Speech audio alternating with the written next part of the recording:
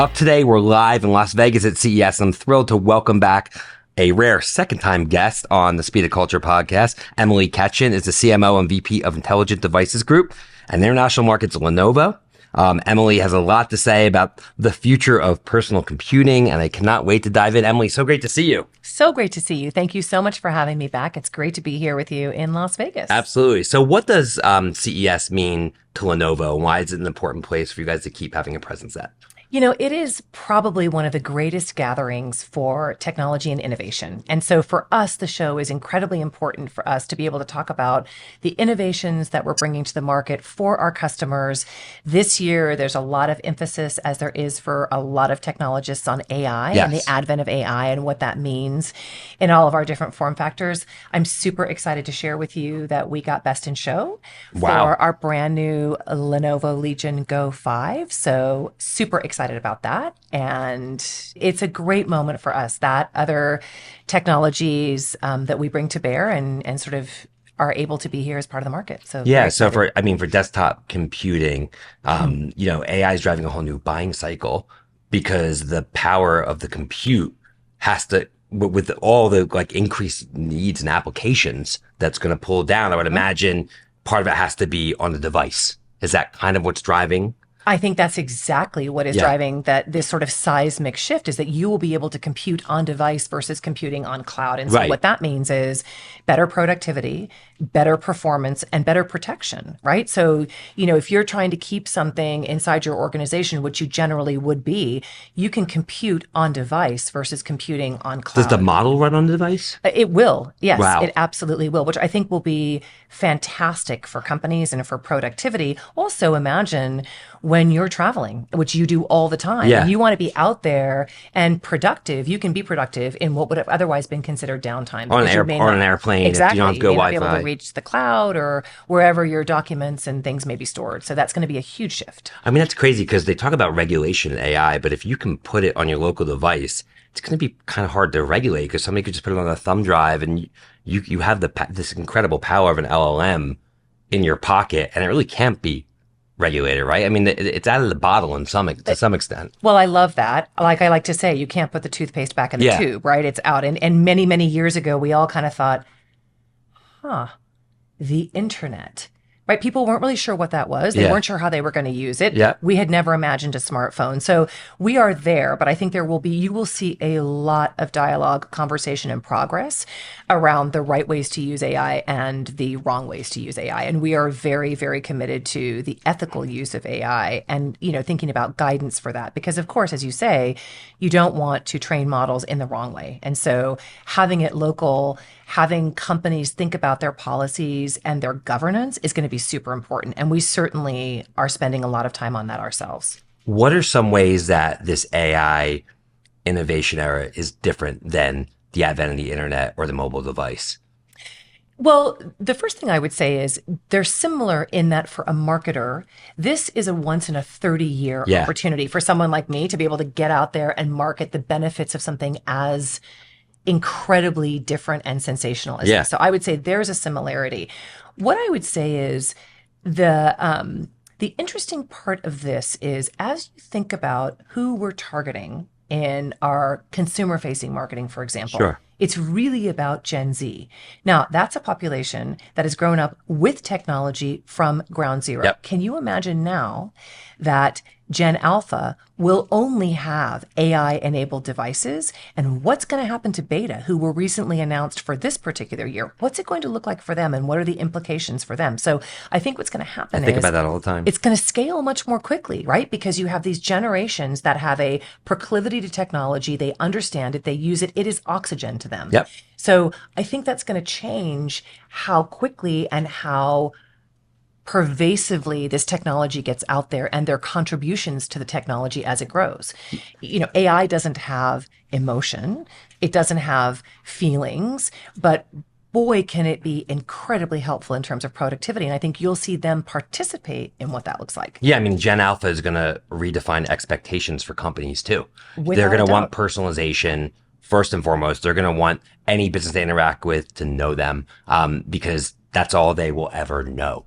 And once they start driving these new expectations through, then it spreads to broader markets. And that's what we saw with digital. That's what we saw with mobile, et cetera. You're 100% right. And what we saw with those was that interactivity between the customer expectation and the customer usage drove innovation. Yep. And so as an innovation company, we look forward to seeing how our audiences, how companies will have requirements that we then lean in to meet, or that we're ahead of them and they're coming to us, right? So it's this wonderful interactivity between ourselves and our customers around, this is what's useful, this is what's not so useful. So maybe we change that. And I think it's going to be super interesting to see how that happens. The key is, I think, to your well-made point and to your great question, it's the speed. Yeah. We thought that was really fast. Whoa, this is going to be even faster. Yeah, I mean, I just wrote a book called Generation AI, and it's how Gen Alpha and the age of AI will change the world forever. And the book was due last week, and it doesn't come out till May. And it was like I was updating it till the last second because everything I write is going to be so dated in May. I mean, it's basically like AI is the fastest thing ever. Book publishing just the slowest thing ever. I'm trying to make them both work, but it just goes to show how quickly and it's really hard for companies to know how to plan, because you can plan for something a quarter from now, but whatever you plan for might be irrelevant based upon new technology. This tension that you're pointing out between the incredible speed with which AI is coming to market, your idea to pen what this is going to mean, and your consciousness that that's going to change in 3 months. You're exactly right. Yeah. I mean, so we're thinking about the pace of that and the pace of change. And one of the things that we're doing that I wanted to share with you and with your listeners is we have set up an internal organization and a governance council on AI. Now, why is that important? Because you're going to ask me, how are we thinking about using AI in our marketing? So not just for customers, right? But how are we using it? So what we decided to do was put together a governance council that includes members of our security organization, members of our legal organization. And it's foundational to teaching our teams really how to use the AI first, and then think about the implications for that AI when they're doing their marketing. So we have an 11 set of courses that everyone in the organization is taking. They're leaning in, they're using it. We've bought the licenses. We're working with a bunch of organizations to kind of understand how best to use the actual AI. And what's been fascinating in like everyday work. And everyday work. Right. And like folks are taking it super seriously. We have this incredible subcommittee that's emerged, Matt, of this constituent of folks who call themselves like the AI marketing community, right? So there's the governance council, but this is a community of folks who are meeting themselves every 5 or 6 weeks to advance the work that we're doing. And do you know what they've done? They've come up with prompt engineering, prompt curation, and a prompt library. Wow. Which is like extraordinary, right? Yeah. Like, incredible, the passion they have for it. And I'm excited because we can't think about the implications for our customers unless we know what they are for ourselves. Sure. I think, with all these changes, companies will need new and differentiated skill sets. We are going to see a big shift, and it's not always going to be fun, of companies who are getting pressured to move faster, be more efficient, and they're going to look at their workforce and they're going to say, do we really need that department? Do we really need these people? What's your advice to people to future-proof themselves amidst this change? I'm so glad you asked, because it's really a great question and it's driving a lot of dialogue. The first thing I would say is the most important thing you can do is educate yourself and use it. And I'm not saying just educate yourself and just use it. Make yourself familiar, force yourself to do it. The other thing I will tell you is AI is not going to replace you. It's not. Right. However, the people who are your peers and your colleagues who know how to use AI better than you do will replace you. Yeah. So that's what you have to be conscious of. Can they curate? Can they query? Can they make their work better? Can they do research before they sit down with you and your listeners to have a conversation and just be better prepared? That's what's going to make the difference. It's not about replacing. It's about folks who know how to use the AI to their advantage. That's where I would say everybody needs to be focused. Yeah. And then I'm like delighted about the removal of menial tasks. What if I told you that an agent could come in from an AI perspective and take care of making sure that my expenses are read the right way, making sure that the right, car is going to the right location, all of those kinds of things that seem a bit more menial, things like, checking the difference between an invoice and a statement of work, right? Fantastic. Great. Take those tasks. I can then focus on the bigger picture and driving my marketing forward and leading my organization. Yeah. What I found in terms of really a good path to understand AI is you don't just set out to say, I'm going to understand AI. I think what you try to do is figure out what's an interesting problem that you want to solve, either in your life or in your career, and then go down the path of trying to solve that problem with AI. Because then you're very intentional about how you're using it and you're methodical about doing it. I think companies that say, oh, we have an AI strategy, to me, it doesn't make, you should have a business strategy. And then figure out with these great new technologies how you can achieve that strategy in a much more efficient way using AI. So it's a different way of approaching it. I'm so glad that you wrote the book because I think you're exactly right. I mean, I would say that's exactly, there is no such thing as a cogent and well-defined full strategy yet. It's Right. all about how does it help you? How does it lift the work that you're doing? How is it additive and accretive? Right. And making us more productive, Yeah, right? And that's what it's about. protected, because I think to your point, you want to make sure that's the case. And then obviously personalized. Yeah. It gets to know me. It gets trained on the way that I think about things. And that's Totally. going to be huge. Couldn't agree more. What I'm fascinated with is the education system, because the education system to date in America, especially, has been predicated on memorization and regurgitation, right? But in many ways now, the retention of facts has been commoditized in the world of Google and a world of, and it's less about information you can retain and how you're a problem solver, critical thinker, collaborator, all those things. What are your thoughts on just how kids should be educated given the world that we're heading into? Yeah, I mean, so the first thing I would say, and I had a great conversation with, I have two Gen Zers in my house. We talked about this the last time you and I had a chance to chat. And my 21-year-old is now a junior in college. And so we were talking about this over the break. Like, what do you think about this? Is it challenging you when you're at school? Like, how are you using it? What are you thinking about it in the context of education?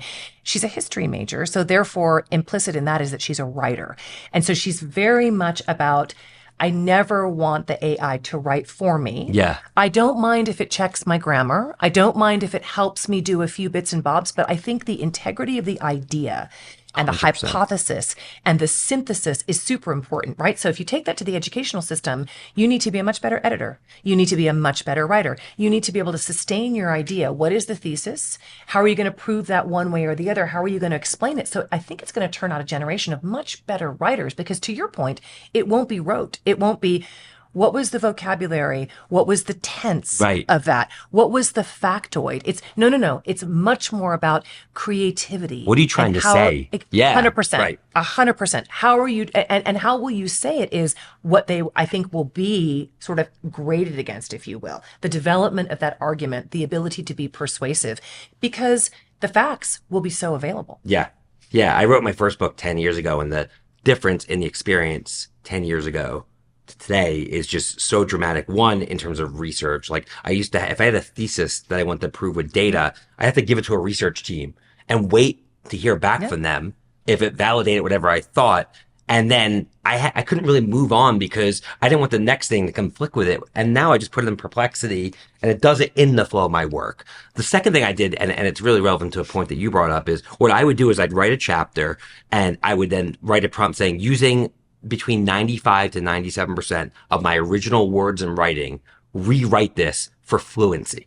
And because I have great ideas, I'm not the world's greatest writer, but I do have great ideas. So to your point, I can lean into what really matters, which is what I'm trying to say, versus trying to what sentence come first? How do I move that stuff around? That's what I can do better, but it has to come from my. I think that's exactly right. What you're talking about is the origination of the idea. Correct. The ideas are original to you now. Yeah. You know, in Isabella's case, she's a student and she's graded on the integrity and the thoughtfulness and the ability to write, right? In your case, you're saying, I'm an excellent ideator. Yeah. I am in the culture. That's really what you're doing, right? You're helping to educate us on the culture of Gen Alpha and the implications of that for AI. So your ideas or your integrity, this just makes you better at telling that story. Yeah. I think that's perfect. It's a little different when you talk about the education system and they're Well, they're going to evaluated, struggle with right? that, They are. the old and the new, and you know, How do we balance? Yeah. What's the right way to think about that? And it's going to be super interesting in that conflict, or like I always say, get comfortable being uncomfortable. Then what comes? What's the innovation out of that? What's the next horizon, 100%. right? For kids to be thoughtful about their creativity. I don't think they'll be limited by, well, you must have your vocabulary correct and your spelling correct before you can go to X. They might be able to do all kinds of things because that won't be quite as important, I don't Correct. But the problem is that a lot of the educators don't know about AI themselves. They're teaching textbooks that were written in 2015. before any of this existed. So it's going to take a whole reimagination. And that's so important because how's America going to continue to be a leader if we are not embracing the future and how we're teaching? It's just going to be, and it's not just an American problem. Obviously, it's all around the world, but it's going to be fascinating to see how quickly, and I think that's a corporate problem as well. It's like, you don't want to fire 90% of your team because you'll never build a culture that way. You never build anything. But at the same time, if you just put your head down and stick with the same skill set, how are you really going to evolve at the pace in which things are moving? So my answer to that, which will not surprise you, is the incredible ability of our technology to help you to solve that. Because what you're talking about is a conundrum that can be solved by educating teachers through the use of technology. We have personal devices. We are smarter technology for all. We believe in democratization of technology. So you have that device at your fingertips. That device, an hour a day, will help you bridge, will help a teacher understand Gen Beta, Gen Alpha. They will, you're right. The teacher's 30 or 40 years old. They're not going to be able to relate, right? So if you're using technology to help you, it will bridge that divide. I think that's the promise for corporations. I think that's the promise for individuals. And it's our responsibility and opportunity to bring that to your fingertips. Yeah, for sure.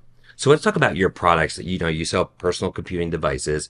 The laptop for a while was like left for dead, and then COVID came, everyone got laptops, and now you have this new buying cycle, and it's a good time to be selling laptops. And for a while, people weren't sure that they wouldn't shift to tablets and other. Where do you see the future of that modality of computing in a world where we have wearables and all sorts of different ways that people can now interact with data and technology? Yeah, I think it's a great question. My view is the future is very bright for these devices, because I think the other thing that you're going to start to see is AI is going to force the opportunity for the ecosystems to converge. So yes, you may have a wearable. Yes, you may have a phone, and we have incredible Motorola devices that are extraordinary. What is the connective tissue between those devices? And so I think the future for the form factor is very, very bright. It goes back to what you talked about at the beginning of our conversation, which is resident on your device is all the data that you will need. Right. So how do you then port that within your ecosystem? And we are absolutely thinking about that, innovating on that, and thinking about how do we bring all of those things together so it's very easy for you to go between these different devices.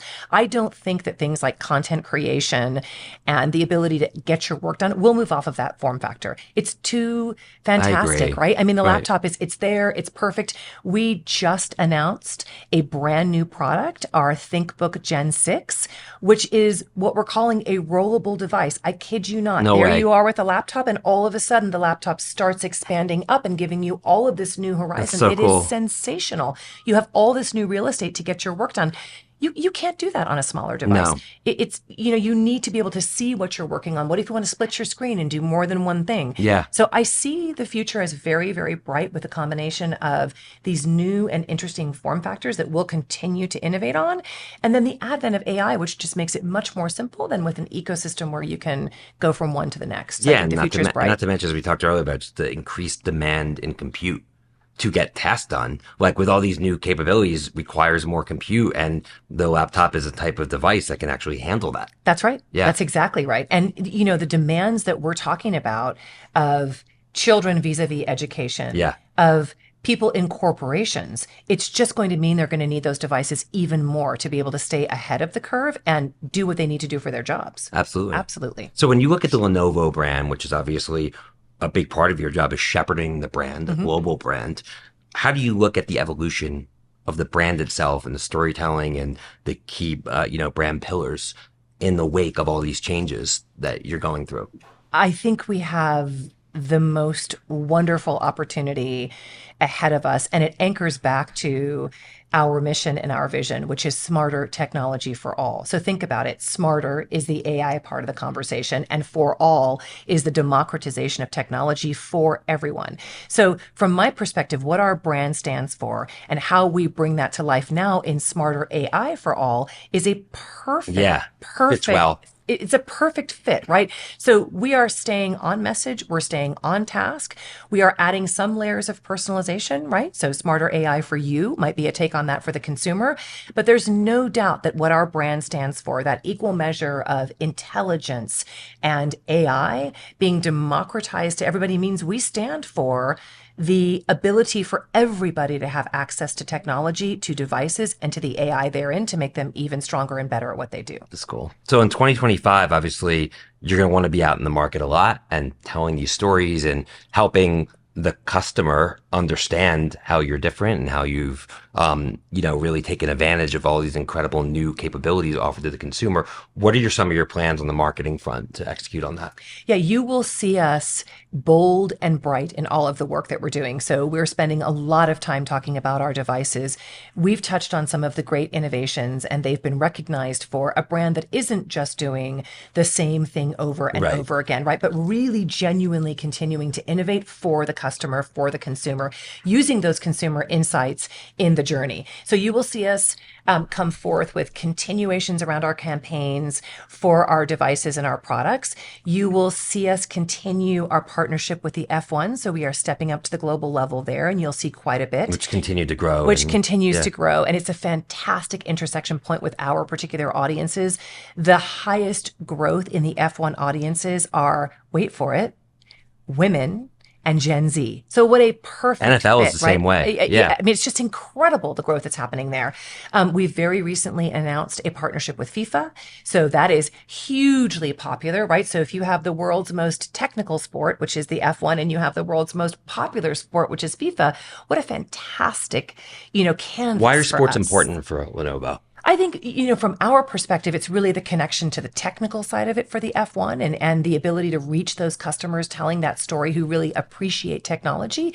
And then same with a journey into the most popular sport in the entire world. And global, so performance and global and emotional and being able to reach consumers and customers. And that's very nascent. We're just starting that. So I'm excited to see where the company takes that. But those are all things for our brand that are hugely meaningful.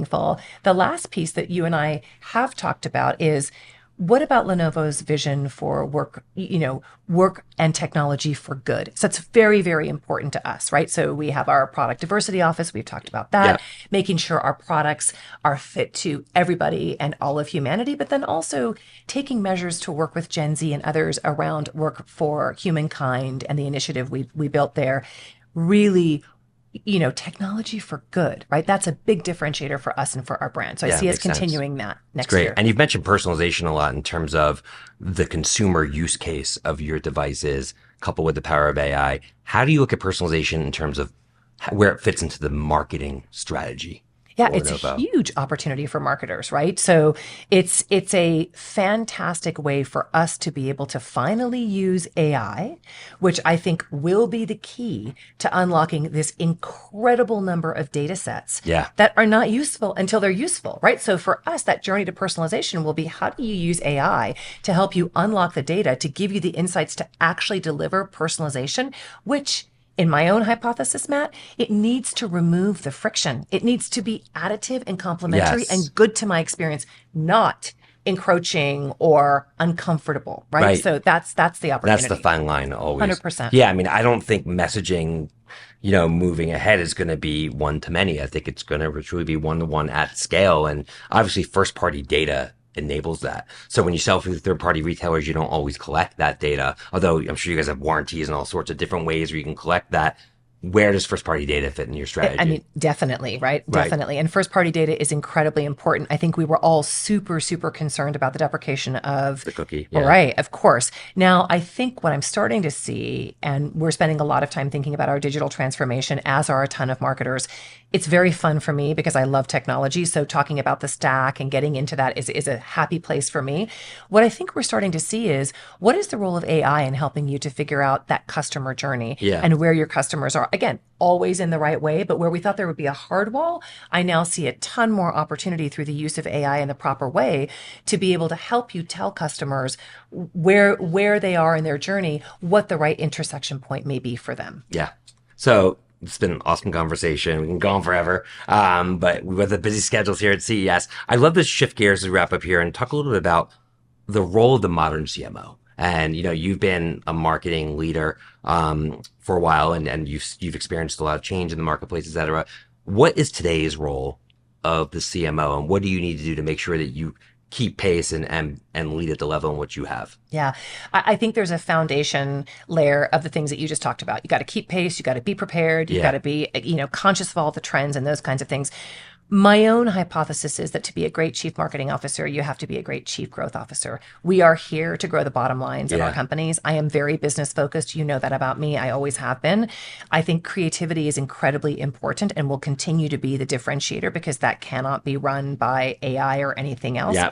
But I really firmly believe it's seeking out those pools of profitability, knowing where the trends are going and intersecting your brand at the right place and growing the bottom line for the company. Being largely data-driven, ultimately. That's the job. 100% data-driven. Yeah. And marketing has done sometimes a disservice to itself. The marketing in an advertising industry of just losing sight of the business results. Yeah, beautiful Super Bowl spot, but then no one remembers what the brand is behind it. Exactly. Big splashy parties. Right. And it's like, how is this driving business?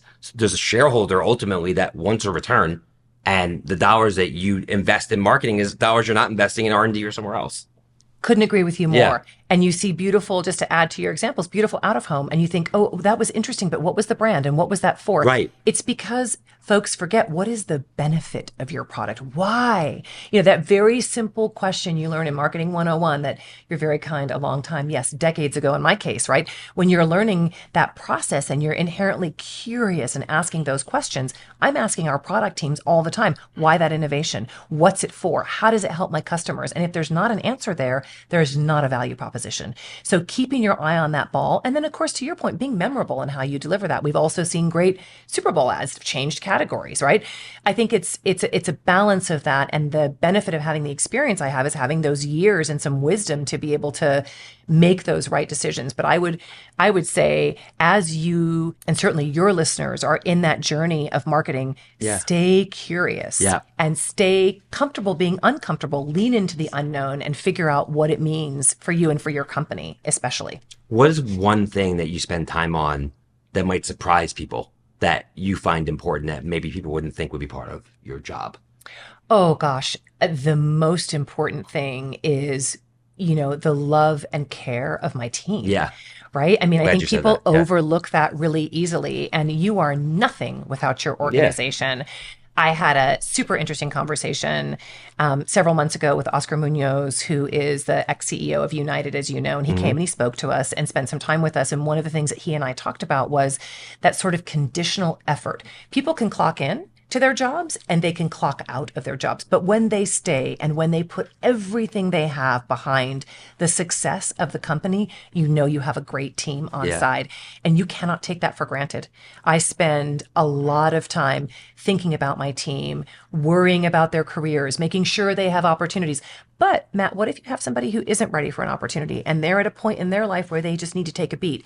You have to understand your people and you have to know what motivates your people. Empathy is super important. And I would never underestimate the value of kindness. Yeah, I love that. So to wrap up here, as you might remember, we asked our guests here at the podcast to name a quote or mantra that helps define their professional journey. Anything come to mind today? I love the Madeleine Albright quote, which is one that has always stuck with me. And she always said that there is a very special place in hell for women who don't support women.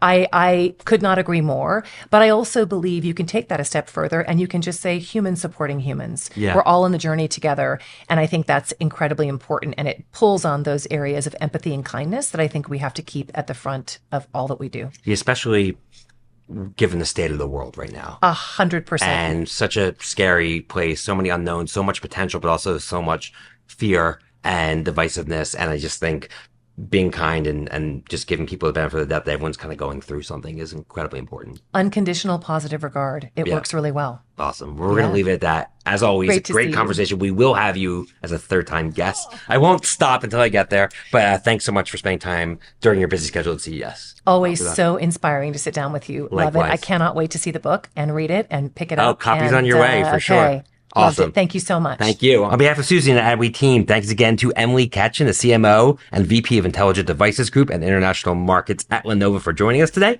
Be sure to subscribe, rate, and review the Speed of Culture podcast on your favorite podcast platform. We're here live at CES in Vegas. See you soon. Bye-bye. Speed of Culture is brought to you by Suzy as part of the Adweek Podcast Network and A-Guest Creator Network.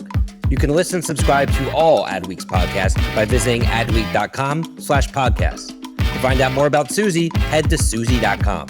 And make sure to search for The Speed of Culture in Apple Podcasts, Spotify, or anywhere else podcasts are found. Click follow so you don't miss out on any future episodes. On behalf of the team here at Suzy, thanks for listening.